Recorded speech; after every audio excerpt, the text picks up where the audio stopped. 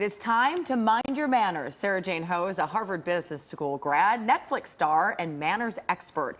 She's also the founder of a global etiquette school and teaches people how to thrive in situations both online and in person. And she just released her new book, Mind Your Manners, How to Be Your Best Self in Any Situation. And Sara Jane joins us, which is hard to say, now live in studio. Welcome. It's so nice to have you. Thank you. Thank you, Rebecca. Thank you, Jamie. So obviously there's a big appetite for this type of thing. How did you get into this?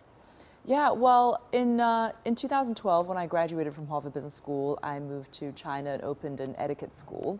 And since then, that has become a Netflix show called Mind Your Manners and books in both English and Chinese. So now is my English book.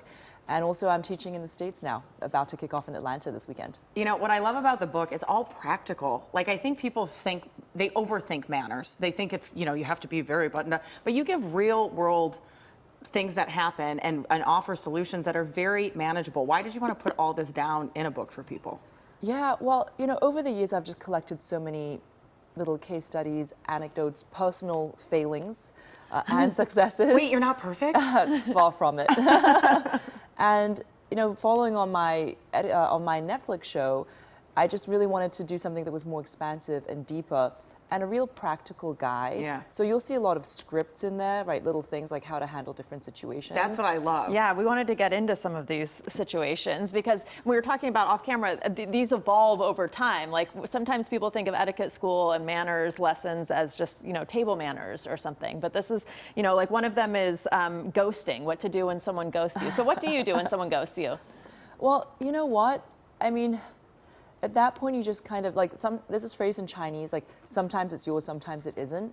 And if somebody goes to you, of course, it depends on your relationship. So if you were very close, then you can confront them and say, what's going on? Did I do something wrong? Right. Why did you ghost me?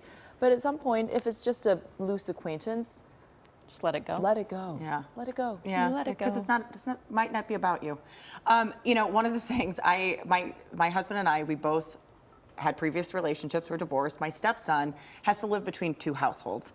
We grew up, my husband and I, very sticklers. Our grandparents were really into table manners and you had to have them.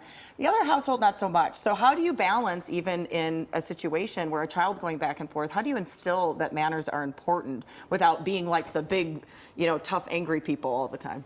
Yeah, well, for children, it's really, they look to the parents or step-parents as role models. So as long as you have good manners and you're explaining to them, so what I like to do is I like to explain why I do something as opposed to just telling them that they have to do it, right? And then once they have that understanding, and it's really about repetition, but parenting is tough. Like, you need to be consistent. Consistency is the best parenting. But the best gift parents can give their children is beautiful manners. Yes. Yes, that is a very good point. You also have advice on a first date, what to do on a first date. What can you tell us about that? Oh, there are so many things to do and not to do. But I think, so the biggest pet peeve people have on first dates is when the other person's playing on their phone. Yes. Why? Why would someone play on their phone? To me, that's where I say some of these seem so common sense. But well, for our generation, right? Because we grew up without even having phones. But I think that now people are so addicted to the screen, and it's become such a part of young people's lives that they don't even realize that, okay, it could potentially be rude when I don't have my attention on that person. So what is the same true for a job interview?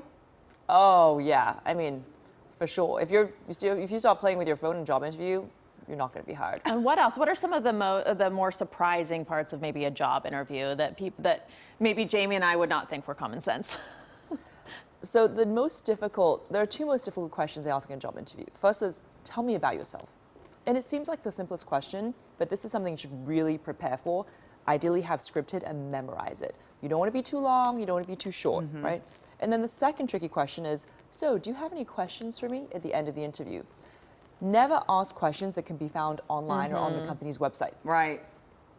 That's a good, very good advice. That's a good piece of advice. Also say no. I don't have any questions. Yeah. Don't say no. I don't have exactly. That's also a bad answer. So you got to find the balance a lot of times. And so the best question to say is, can you tell me about your experience of the company and how it's measured up to your expectations? Right, something really subjective and personal. Oh, right. That's a good one. Thank you. And thanks for being with us. Thank you for having me. It was very nice to meet you. And you can find out more information on Sara Jane and her new book by going to kcalnews.com and clicking Seen on TV.